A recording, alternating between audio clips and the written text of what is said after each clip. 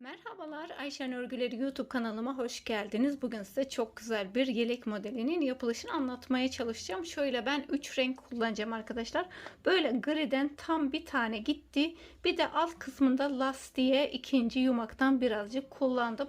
Beyazdan ve sarıdan yarım yumak kadar gitti. Onu da söylemiş olayım. Şimdi yeleğimize geçelim.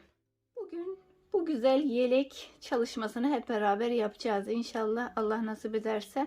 Ben şöyle gri, sarı ve beyaz kullandım. Siz sarının yerine kırmızı, yine sarının yerine mavi kullanarak aynı renklerden çok güzel kombinler de oluşturabilirsiniz. Sarının yerine pembe de çok şık olur diye düşünüyorum. Bu arkadaşlar şöyle 2-3 1,5'tan başlıyor giyime yaşı. 1,5 yaşından itibaren giyindirebilirsiniz. Şunu söyleyeyim arkadaşlar, her ipin kalınlığı aynı olmadığı için ölçüler birbirini tutmayabilir. O yüzden evdeki bir tane giysiyi çocuğunuzun giysisini ölçerek yaparsanız en sağlıklı ölçüyü o şekilde elde etmiş olursunuz. Çünkü el işçiliği farklıdır, ipler farklıdır. O yüzden birbirini tutmayabilir. Şöyle ben yine de benimkinin sayılarını videonun içinde vereceğim. Ondan sonra da şöyle bir ölçelim kaç santim diye. Şöyle ölçüyorum. Benimki 58. Etek boyu. Genişliği yani. Şimdi de boyunu ölçelim. Şöyle boyu da arkadaşlar 36. Bu çocuğun gelişimine göre de değişebilir. Bunu küçük, büyük burada bırakabilirsiniz. Çocuğunuz daha küçüktür veya daha gelişiklidir. Birazcık daha etek boyunu uzatabilirsiniz. Bunlarda hiç sorun olmadan eksiltip çoğaltabilirsiniz. Şimdi yapım aşamasına geçelim. Yapım aşamasına geçelim. Öncelikle zincirlerimizi çekeceğiz. Zincirlerimizi çok aşırı sıkı çekmeyelim ki yaka bölümü böyle çekme yapmasın. Oldukça normal zincirler çekerek zincirlerimizi başladım. Buraya 90 tane zincir çekeceğiz arkadaşlar. İsterseniz biraz daha fazla çekip sonradan kesebilirsiniz. Şimdi ben buraya 90 tane zincirimi çekip geleyim. Buraya toplamda 90 tane zincirimi çektim. Bu zincir sizin elinize ve ipinize göre de değişebilir arkadaşlar. Şöyle ben ölçeyim bakalım benimki ne kadar. Şöyle hemen sıfırdan tutuyorum.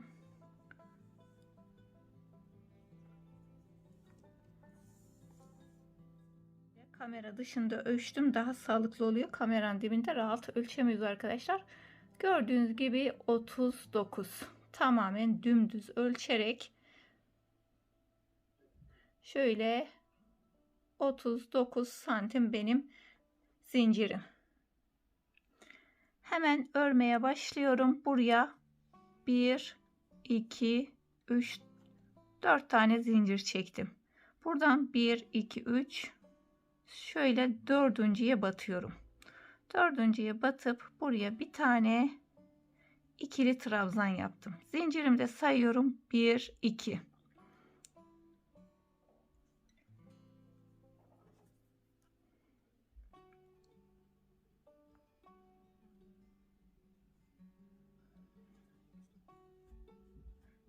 Üç, 4, 5,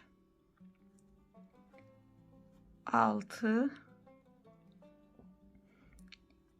7. Buraya toplamda 14 tane trabzan yapacağız arkadaşlar. Şimdi 14 tane trabzanı tamamlayalım. 14 tane trabzanımızı yaptık. Baştaki zinciri de sayıyoruz. 1, 2, 3, 4, 5, 6, 7, 8, 9, 10, 11, 12, 13, 14. 14 tane yaptıktan sonra buraya bir tane zincir çektim. Hemen bir sonraki zincirden batıyorum. Zincir atlama yapmıyoruz. Şimdi kol kısmına başlıyoruz. Burası ön kısmı. Kol kısmı için 17 tane trabzan yapacağız.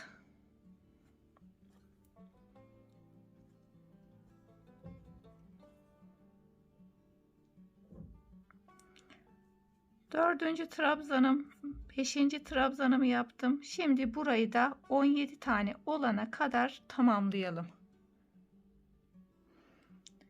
17 tane de kol kısmı için yaptım. Zincirden sonra toplamda 17 tane trabzanımız olmuş oldu. Tekrar bir tane zincir çekiyorum. Şimdi arka bölüme geçiyoruz. Hemen ilk baştaki zincire batarak trabzanlarımı yapmaya başlıyorum. Buraya da arkadaşlar 28 tane trabzan yaparak başlayacağız. Şöyle 2 3 4 5, bunları da 28'e tamamlayalım arka bölümünü. Buraya toplamda 28 tane trabzanımızı yaptık. Şimdi bir tane zincir çekiyorum. Zincirimi çektim. Sıradaki zincire batıyorum ve kol kısmına başlıyoruz. İkinci kolunu yapıyoruz. Yine 17 tane buraya trabzan yapacağız.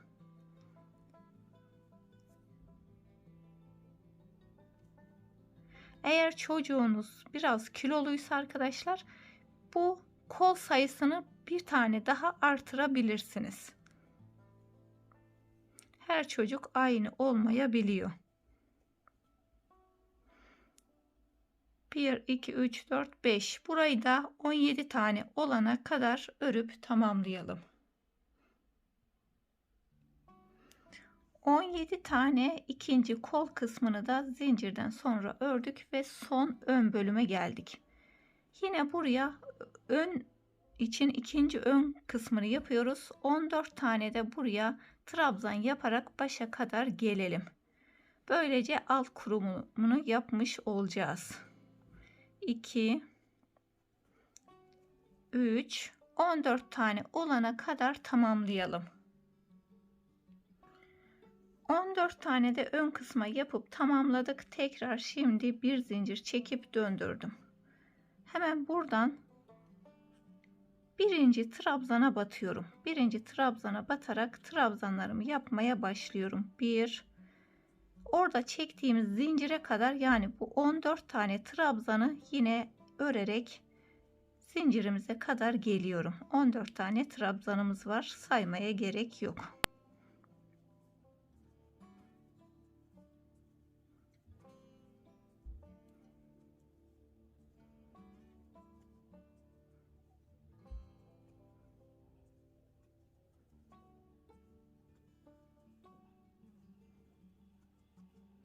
İkinci sıramızı yapıyoruz.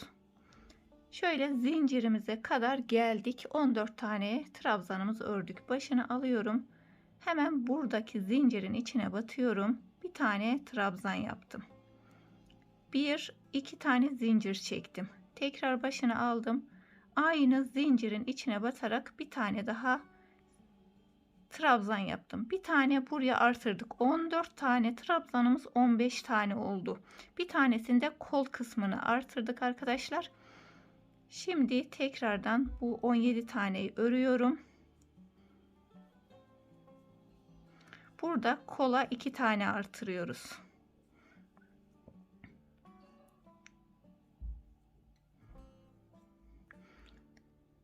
Şöyle zincirimizin bulunduğu yere kadar örelim. Zincirim yerine kadar örüp geldim. Başını aldım. Hemen zincirin içine batıyorum. Bir tane trabzan yaptım. 2 tane zincir çekiyorum. Tekrar aynı yere batıp bir tane daha trabzan yapıyorum. Yine aynı şekilde arka bölümü zincirli bölüme kadar bu şekilde örelim. Hiçbir değişiklik yapmadan bu sıramızı şöyle zincirlerin yerine arkadaşlar 2 tane trabzan, 2 tane zincir yaparak yine buradaki zincirimize, şöyle şurada var, bir tane de burada, bunları da yapıp sıramızı bu şekilde tamamlayalım. Sıra sonuna geldim. Bir tane zincir çekiyorum. Hemen başını aldım. Sıradaki baştakine batarak ilk trabzanımı yapıyorum. Üçüncü sıramızı yapıyoruz. Yine zincirimize kadar trabzanlarımızı yaparak zincirimizin olduğu bölüme kadar, şuraya kadar gelelim. Sıramı ördüm. Zincirimiz, iki zincirin olduğu yere kadar geldim. Hemen zincirin içine batıyorum. Trabzanımı yaptım. Bir, aynı yere batıp bir tane daha yapıyorum. Bu sırada iki tane artırıyoruz. Bir, iki zincir çektim. Başına bir kere doladım. Aynı yere iki tane daha trabzan yapıyorum. Bir, iki. İki tane yaptım. Tekrar trabzanlarımı batarak sıradaki her bir trabzana batarak zincir olan bölüme kadar trabzanlarımı yaparak buradaki zincire kadar gelelim. Kol kısmını bitirdik. Arka bölüme doğru geldik. Arkadaki iki tane buraya trabzan yapıyorum. Zincirin içine battım. İki tane trabzanımı yaptım. İki tane kola artırmış olduk. İki zincir, tekrar şimdi iki tane de arka bölüm artırma yapıyoruz. Yani buraya ikili su taşı yapıyoruz bir tane. Tekrardan başını aldım. Sıradaki trabzanlara batarak hiç atlamadan zincirlere iki tane bu şekilde tamamlayacağız. 2 zincir, 2 trabzan arkadaşlar. Yani zincire trabzan yapıyoruz, 2 zincir çekiyoruz. Yine burada da aynı yaptık. Bütün sıramızı buradaki zincirlere de aynı şekilde yaparak dördünü de tamamlayalım. Sonra bir sonraki sıraya geçelim. Sıramız sona geldik. 1 2 3. sıramızı bitirdik. 4. sırama geçiyorum. Bir tane zincir çektim, döndürdüm. Baştaki trabzana batarak trabzanlarımı yapmaya başlıyorum. Buradaki bütün trabzanları çektiğimiz zincire kadar aynı şekilde örüp oraya kadar gelelim. Şöyle zincirimize kadar trabzanlarımızı yapalım. Zincir olduğu yere kadar ördüm. Şimdi tek iki tane artıracağız. Zincire battım. Bir tane trabzanımı yaptım. İki tane zincir çekiyorum. Tekrar aynı zincire batıp bir tane daha trabzan yapıyorum. Sıradaki trabzanlara batarak trabzanlarımızı yapıyoruz. Bütün roba bölümümüz bu şekilde devam edecek. Bir sırada iki tane artıracağız. Bir sırada bir tane artırıyoruz. Yani bir sırada burada iki tane artırdık. Burada 4 tane. Burada iki tane. Diğer tarafta 4 tane. Yine her ikisinde de 2 tane zincir çekiyoruz ortasına. Bu şekilde 10 sıra olana kadar örelim. Ben bunu öreyim. Siz de örün arkadaşlar. 10 sıra olunca diğer bölümlerine geçelim. Robamı örüp 10 sıra olana kadar tamamladım. Buradan da sayabiliriz. 1, 2, 3, 4, 5, 6, 7, 8, 9, 10. 10 sıra yaptım. Şöyle mezurayla ölçelim. Şurasını kaç santim olduğuna dair. Roba boyu benimkinin 11 santim oldu yüksekliği. Şimdi modelimizin yapım aşamasına geçelim. Yine gri ile örüyorum. İlk baştaki zincirimi çekip ilk baştaki trabzana batarak ilk trabzanımı yapıyorum. Zincire kadar hemen trabzanlarımızı yapalım. Kol ayrımını yapacağız. Çünkü bu sırada her bir trabzana batarak zincire kadar trabzanlarımızı yaparak tamamlayalım. Şöyle zincire kadar şuraya kadar trabzanlarımızı yapalım. Ara bölüme geldim. Zincirimize geldik. Buraya 3 tane hiç zincir çekmeden trabzan yapıyorum. 1 2 3 3 tane trabzanımızı yaptık. Buradaki kol bölümünü atlıyorum. Hemen buradaki başını alıyorum. Zincire batıyorum. Yine zincire batarak 3 tane böylelikle kolumuzu ayırmış olduk. Hemen zincirin içine 3 tane trabzan yapıyorum. Tekrardan sıradaki trabzanlara batarak diğer kol kısmına kadar sıradaki trabzanlarımızı yaparak kol kısmına kadar gelelim. Arka bölümü ördüm. Kolun yanına geldim. Yine buraya 3 tane trabzan yapıyorum.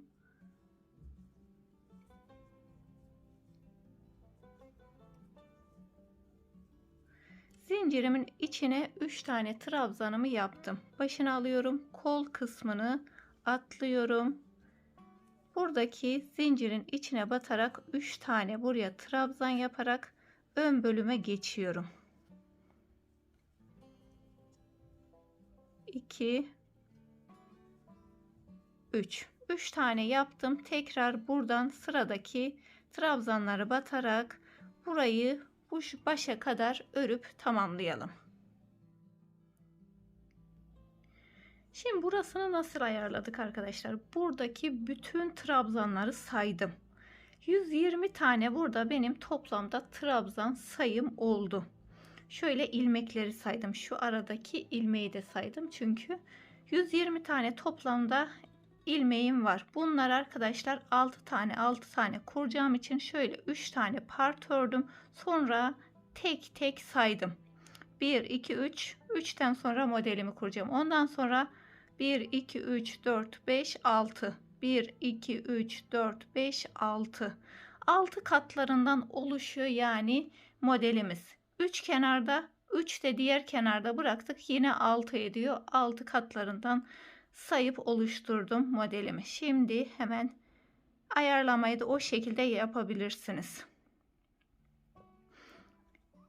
Hemen bir tane zincir çektim. Şöyle bir tane daha çekeceğim. Şunu iyice sabitlemek için. Hemen döndürüyorum. İlk trabzana batarak şöyle trabzan yapacağım. Şu ipimi de şöyle bu tarafa aldım. Bir tane ilmeğimi söküp bu tarafa gelmesini sağladım. Şimdi onun üzerine de trabzanlarımızı yapalım. Şöyle ikili trabzanlar yapacağız. Bunu da iyice çekelim. Kenarımız düzgün olsun.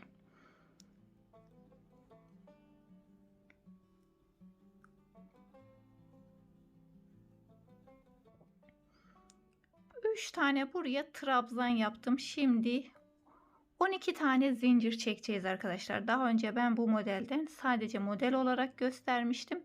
Onda biraz daha trabzanları küçük tutmuştum. O yüzden onda 10 tane yapmıştık. Bunda 12 tane zincir çekeceğim. Bu iple o ip farklı.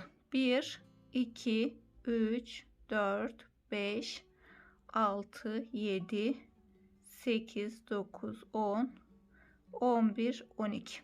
12 tane zincirimi çektim. Hemen getiriyorum. Şöyle ilk baştaki trabzanımın son yaptığım trabzan yani. İçine batıyorum. İlmeğimi geçirip buradan geçirdim. Tekrar buradan 6 tane trabzan yapıyoruz. Bu ipimizi de yürütelim. 1 2 3 4 5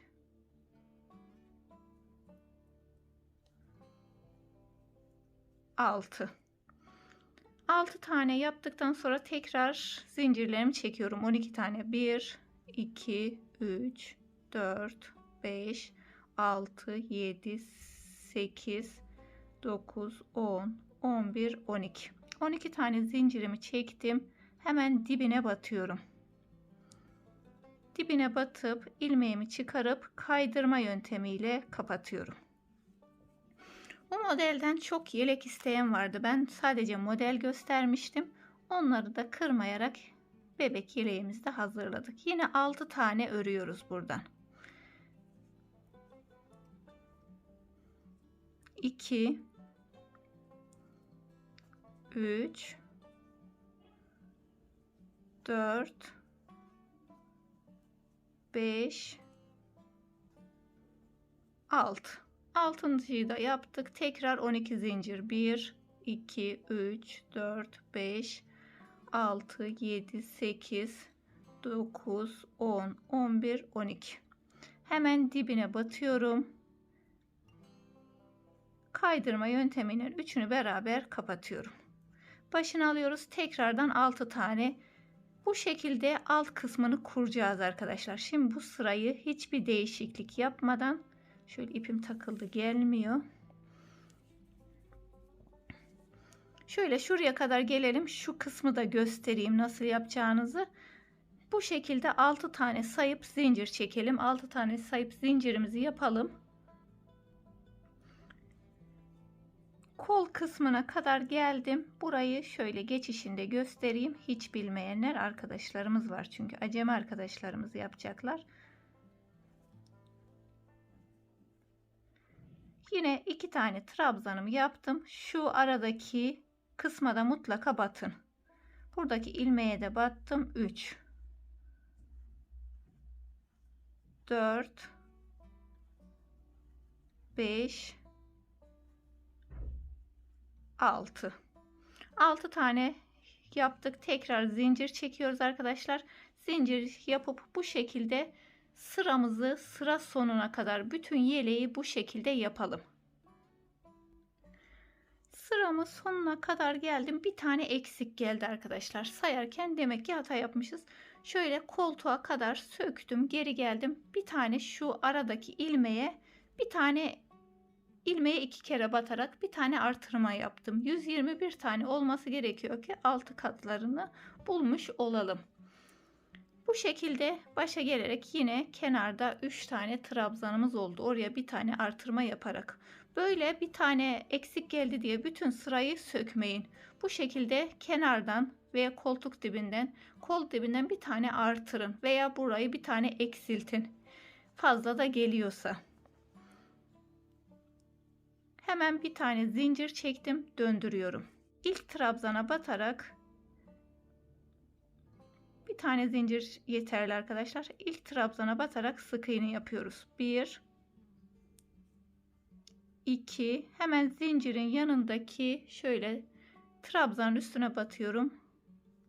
3.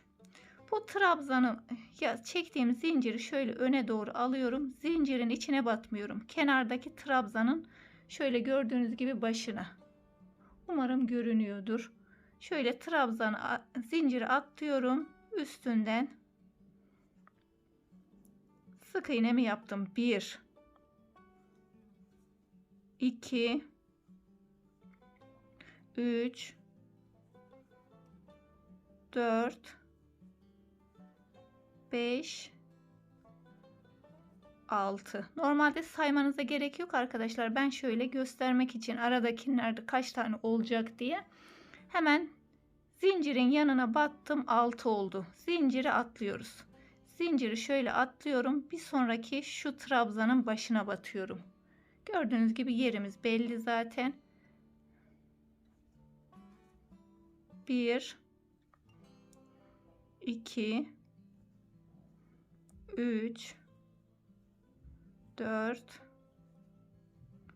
5 6. Gördüğünüz gibi 6 6 diye sık iğnelerimizi yapıyoruz. Şöyle kenara verdim. Sıradaki trabzanın başına batarak yine 6 tane sık iğnemi yapıyorum. Sık iğnelerimizi yaparak başa kadar aynı şekilde gelelim. Sık iğnelerimi yaptım. Bu ipi burada kesmemiştim ama bunu biraz uzun bırakıp sonra tığla içeri alacağım. Yani keseceğim. Yukarı alırsak kenarı düzgün olmayacak arkadaşlar, yelek olduğu için. Şöyle ipimi geçiştirdim. Bir tane zincir çektim. Şöyle beyaz ipimi hemen kesiyorum.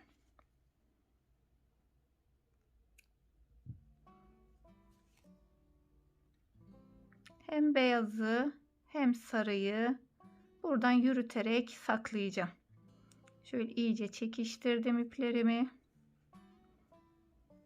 Bir tane zincir çektim, başını aldım. İlk baştaki sık iğneye batarak buraya bir tane trabzanımı yapıyorum. Kenarı da düzgün oldu bu şekilde. Tekrar ikinciye batıyorum. İkinci trabzanımı yaptım ve son üçüncüyü yapıyorum. Kenarda 3 tane zaten trabzanımız vardı.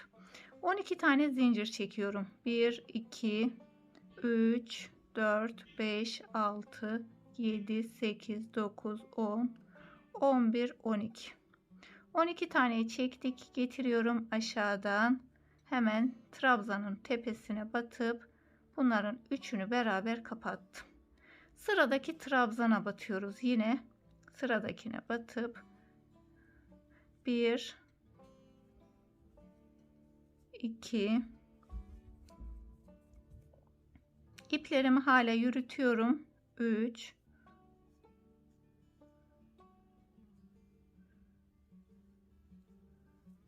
4,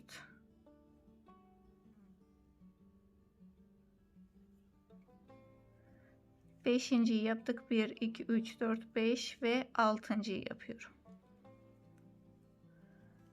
Şöyle ipimi de tekrardan kenara aldım. 6 tane yaptık. Tekrar 12 zincir çekiyorum. 1, 2, 3, 4, 5, 6, 7, 8, 9, 10, 11, 12. Aşağıya batıyorum. Hemen 3 ilmeğimi beraber kapatıyorum. Başını alıyorum. Tekrardan 6 tane sıradaki sık iğneye batarak 6 tane yine trabzan yapıyorum. Sırasıyla her bir trabzana batıyoruz.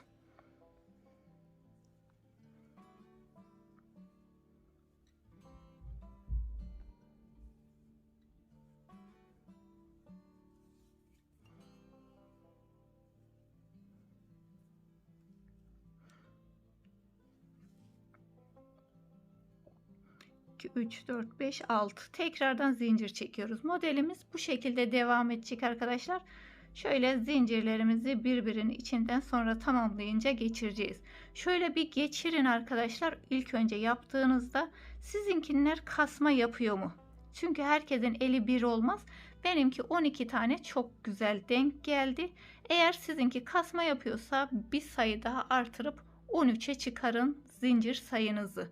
Benimki bu şekilde çok güzel oldu. Tekrar zincirlerimizi yapıp ters taraftan yine sık iğnelerimizi yaparak bunu istediğiniz uzunluğa kadar örün. Ben de öreyim. Sonra etek kısmında ve kol kısımlarında buluşmak üzere diyelim.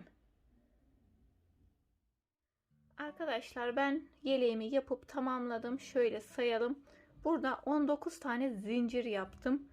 1, 2, 3, 4, 5, 6, 7, 8, 9, 10, 11, 12, 13, 14, 15, 16, 17, 18, 19.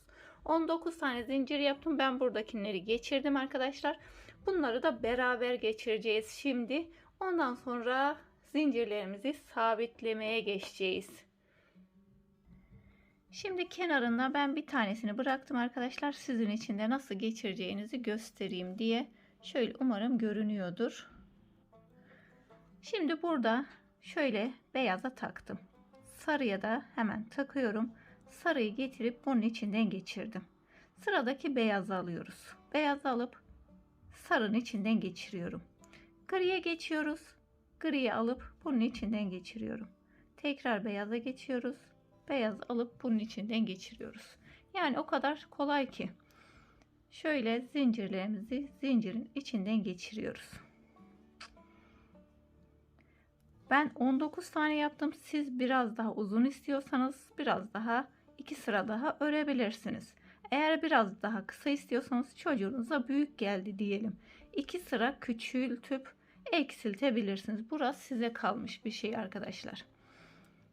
Yani boyunu siz çocuğunuza göre ayarlayabilirsiniz.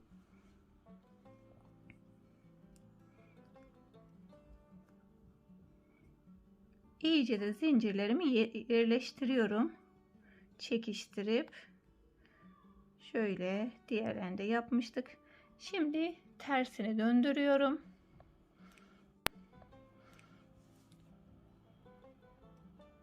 Şurayı da söyleyeyim arkadaşlar. Son trabzan sırasını zincir yapmadan dümdüz yaparak başa kadar geldim. Yine aynı sayıda. Sadece buraya zincirlerimizi yapıyorduk. Son sırada zincir yapmadık. Çünkü bunları buraya ekleyeceğiz. Tam denk gelecek bir sıra zincirsiz trabzan yaptım bu sıraya. Şöyle ters tarafındayız. Zincirlerimiz ön tarafta. Buraya ilk baştakine bir tane zincir çekip döndüm. Her zaman olduğu gibi. Şöyle hemen sık iğnemi yapıyorum. 1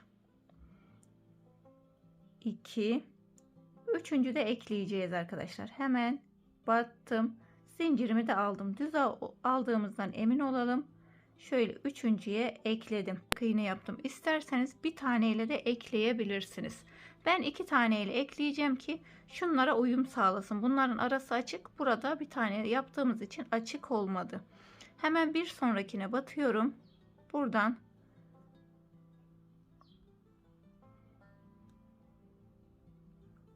zincirimi de batırıyorum ve 2 tane buraya sık iğne yaptım. Arası açık olsun diye. Şimdi buradan sayıyorum. 1 2 3 4 tane ördük arkadaşlar. Ara kısmımızda zaten 6 vardı. Bir tane de burada ekledik.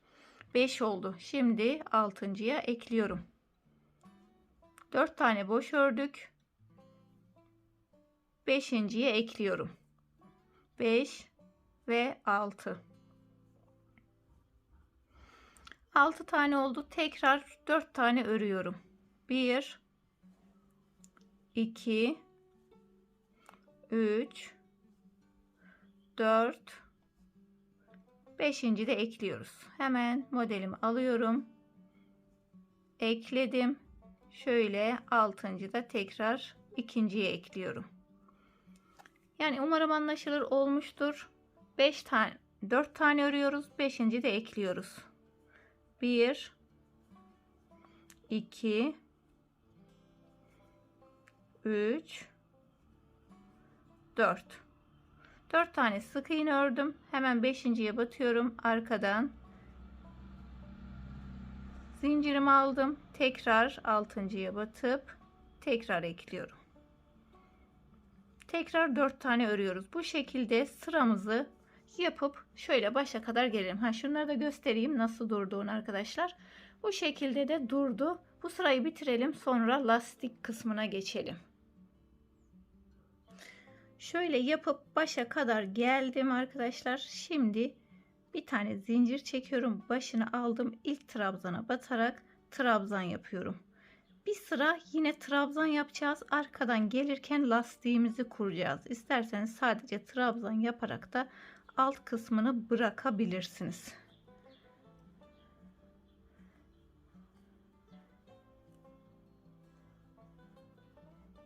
Şöyle sırasıyla başa kadar trabzanlarımızı yaparak gelelim.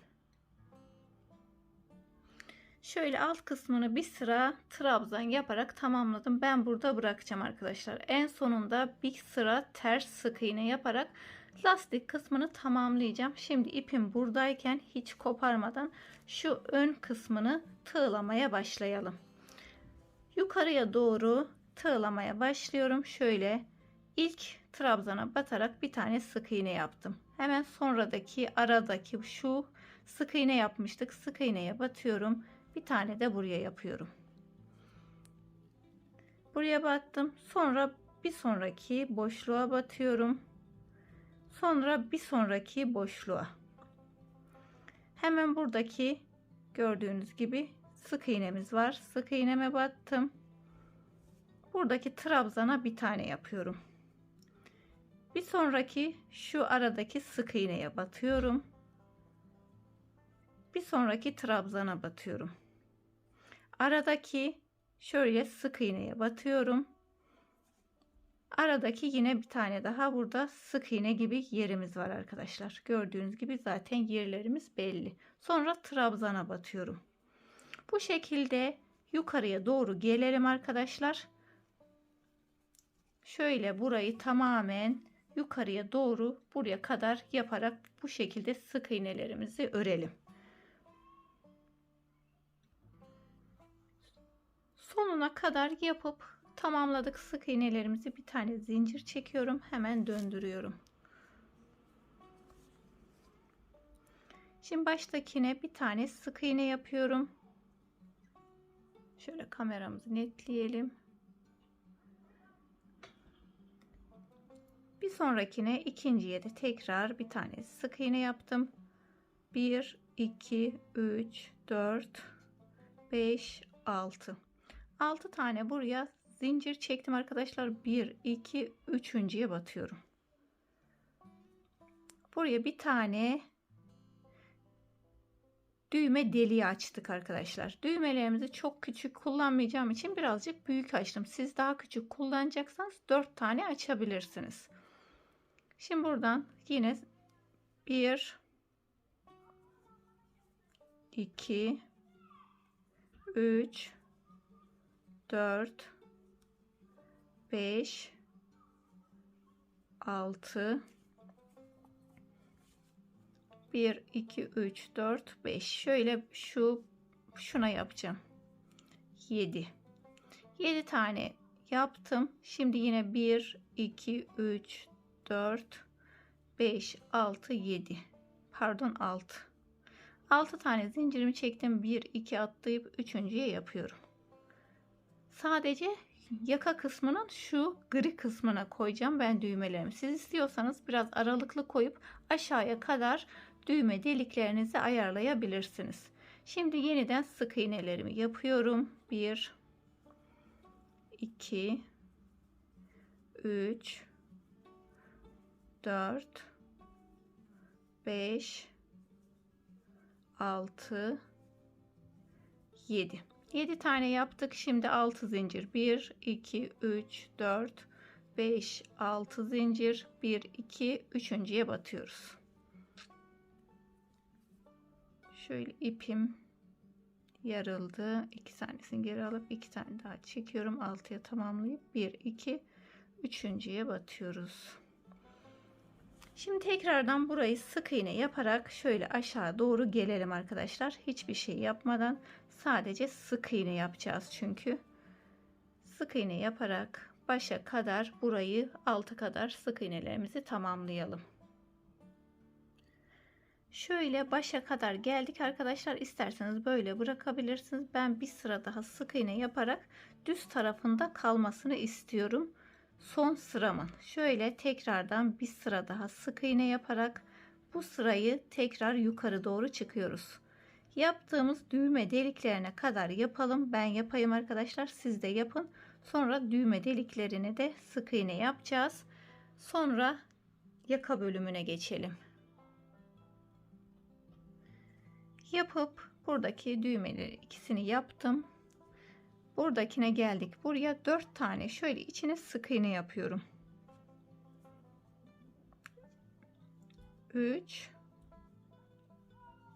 4 6 tane zincire 4 tane yapıyoruz ki çok kabarık durmasın. Burada 2 tane sık iğnemiz vardı. Burada 2 tane sık iğneye batarak 2 tane sık iğnemi yaptım.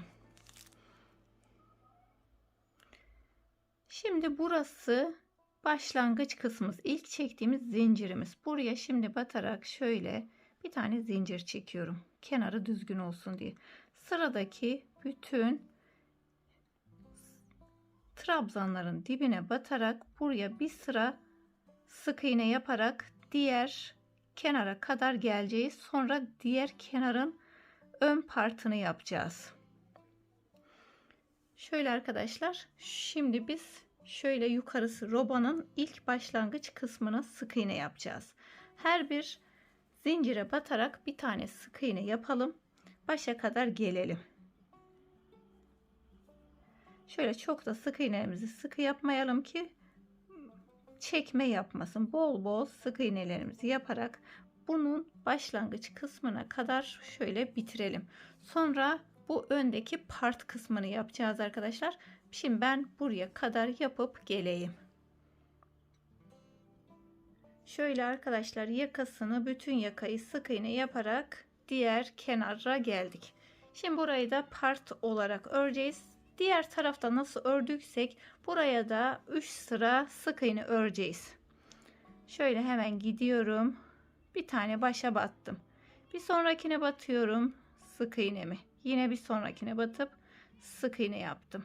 Bir sonraki batıp sık iğne yapıyorum. Bir sonraki trabzana sık iğne yapıyorum. Aradaki sık iğneye ve trabzanı. Bu şekilde diğer kenar gibi arkadaşlar. Burada sadece zaten düğme dikeceğiz. Burada hiçbir ilik yani düğme deliği açmayacağız. 3 sıra sık iğne yaparak tamamlayın. Burada düğme yerlerimizi açtık. 3 sıra buradan gidip tersten gelip sonra tekrar buradan aşağıya inerek bu sırayı da tamamlamış olacağız. 3 sırayı tamamlayalım. Sonra etek kısmında ters sık iğnelerimizi yapıp etek kısmını bitirelim. Sonra koluna geçeceğiz. Arkadaşlar ikinci sağ kısmını da part bölümünü yapıp bitirdik. 3 sıra sık iğnemizi yaptık. Şimdi şöyle döndürüyoruz. Ters sık iğne yapacağız. Ters tarafındayız. Modelimizin geldik sonuna, ters tarafındayız. Normalde öreceğimiz zaman arkadaşlar şöyle döndürecektik. Şöyle düz tarafından sık iğnelere batarak örecektik. Şimdi ters tarafındayız. Ters sık iğneyi de ters taraftan yapacağım ki buradakiler böyle iniltili çıkıltılı görünsün diye bir tane zincir çektim kenarına. Hemen şöyle ilk sık iğneye batıyorum. Buradan ipimi alıyorum. Şöyle getirip şöyle birazcık küçültelim, kenarı düzgün olsun. Buradan ikisini beraber çıktım. Buradan sıradaki sık iğneye batıyorum. İpimi aldım. Şöyle çıktım. Sıradaki sık iğneye batıyorum. Yani trabzanın başına batıyoruz. Yaptım ve sıradakine batıyorum. Başını almadan batıyoruz. Arkadan ipi şöyle altından alıp üstünden getiriyoruz. Tekrar bir sonrakine batıyorum. Buradan alıyorum. Şöyle kapattım. Bir sonrakine batıyorum. Sıradakine. Bir sonrakine batıyorum. Şimdi düz tarafından bakalım. Şöyle bir tırtıklı görüntü olacak arkadaşlar. Kamerada belki çok iyi gözükmüyor olabilir. Burada böyle inintili çıkıntılı bir görüntümüz oluyor. Bu şekilde hiç başını almadan buradan batıyorum. Şöyle ipimi alıp ilmeğimi çıkarıyorum. İkisini beraber kapatıyoruz. Bir sonrakine geçiyorum. İniltili çıkıntı yapıp ikisini beraber kapatıyorum. Bir sonrakine geçiyorum. Şöyle kapattım. Bir sonrakine geçip bu şekilde bütün sıramızı başa kadar gelelim. Aynı şekilde örüp bitirelim. Bütün ters sık iğnelerimizi yapıp şöyle bitirdim ve buradan ipimi kestim. Alt kısmı böyle çok güzel bir desen ortaya çıkmış oldu gördüğünüz gibi. Şimdi koluna geçiyoruz. Kolumuzu şöyle en alt kısmından batıyorum. Burada ilk ayrık yerden battım. Şöyle ortadan bassak. Burada da tek ipimiz var. Buradan battım. Hemen buradan bir tane zincir çekerek ipimi sabitledim. Bu tarafa doğru da alıyorum. 1 2 3 3 tane zincir çektim. Başına bir kere doladım. Buradaki trabzana batarak bir tane trabzan yaptım. Hemen şu ara boşluğa batıyorum. İkinciyi yaptım. 1 2 3 tane oldu. Buradan gelirken de arkadaşlar buradan da 1 2 3 tane de buradan olacak. Şöyle 4 tane yaptıktan sonra buradan da bir tane alacağız. 4 taneden sonra hemen zincirimi çekiyorum. 1 2 3 4 5 6 7 8 9 10 11 12. Aynen burada yaptığımız gibi getirip hemen dibine batıyorum. İlk zincirin şöyle dibinden battım. Hemen ikisini beraber kapattım. Şimdi 5 tane arasına trabzan yapacağız. Burada 6 taneye kurmuştuk. Kolunda biraz daha kısa olsun diye 5 tane de kurdum. 1 2 3 4 5 tane trabzan yaptım. 1 2 3 4 5. Tekrar 12 tane zincir çekiyorum.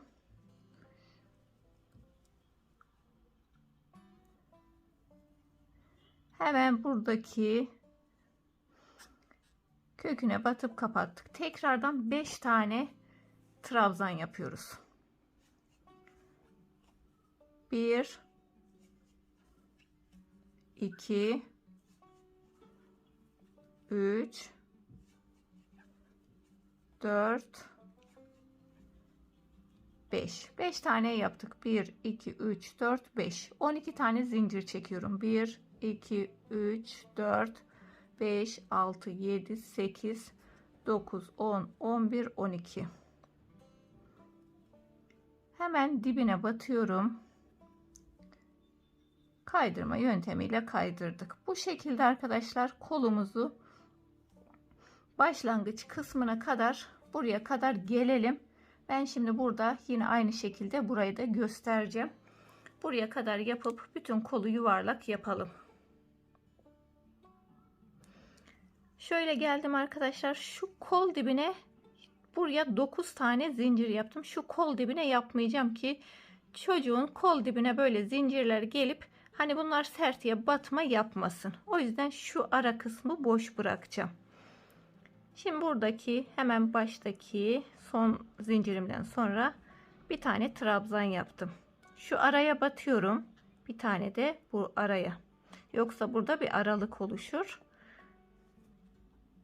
Buraya da battım. Şimdi trabzana batıyoruz. Trabzana batıp 3 tane trabzan yaptık. Bir sonraki şu arada boşluğumuz var. Oraya battım. 4. Şöyle zincire. Buraya zaten batmıştık. Bir önüne batıyorum. 4. Şimdi şuradaki trabzanın hemen buradaki trabzanın başına batıp kaydırdım. Bir tane zincir çekip döndürüyorum arkadaşlar. Sık iğnelerimizi ters taraftan yapacağız.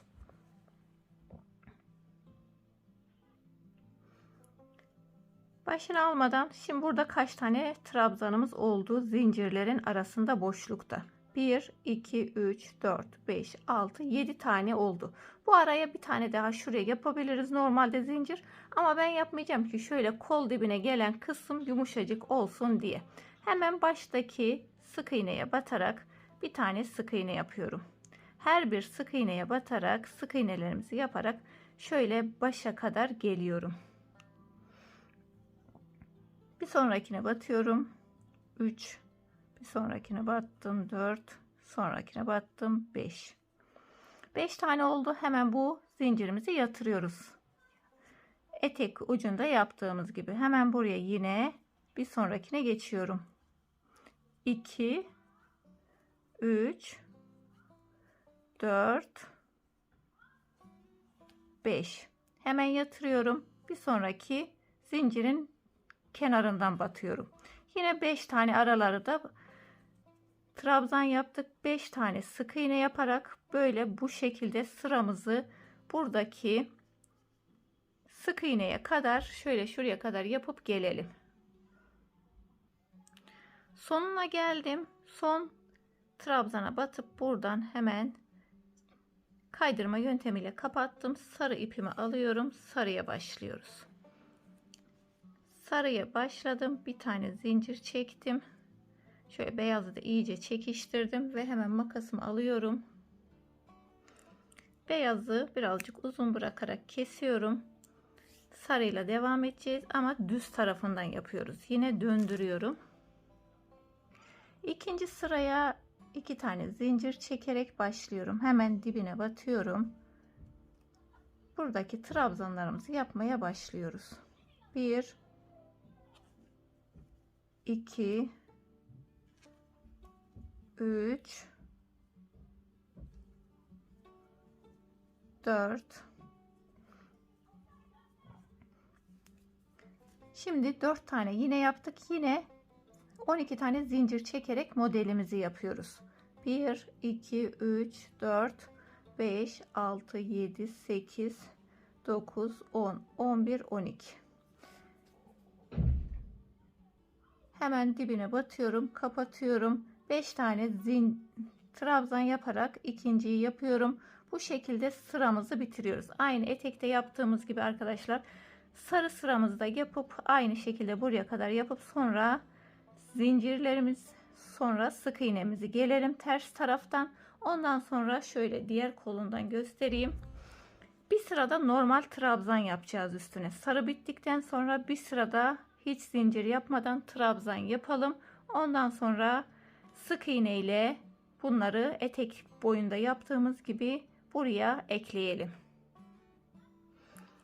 Gri ipimi alıyorum. Gri ipimi sarının içinden geçiriyorum. Bir tane zincir çekiyorum. Sarı ipimi de çekerek sarı ipimi kesiyorum. Arkadan yürüteceğiz. Biraz uzun kesiyorum. Düz yüzünü döndürüyorum. Buraya şöyle iyice çekelim. İki ipimin de uç kısımlarını tığımın önünden bu tarafa doğru aldım. Burada bütün trabzanlara batarak başını aldım. Baştaki trabzana da batarak şöyle trabzan yapacağız. Her bir trabzana trabzan yapıyoruz. Artık zincir çekmeden sadece trabzanlarımızı yapacağız.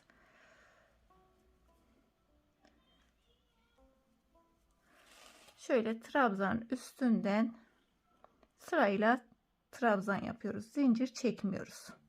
Bu şekilde bütün kol kısmını trabzan yaparak bu başlangıç kısmına kadar gelelim. Gri sıramı bitirdim. Dümdüz gri olarak ördüm ve eklemesine geçiyoruz. Etek kısmında tersten eklemiştik. Sonra bir sıra ters sık iğne yapmıştık. Burada ters sık iğneyi yapmayacağım. İsterseniz de yapabilirsiniz. Ben diğer koluna yapmadığım için buraya da yapmayacağım. Şöyle 2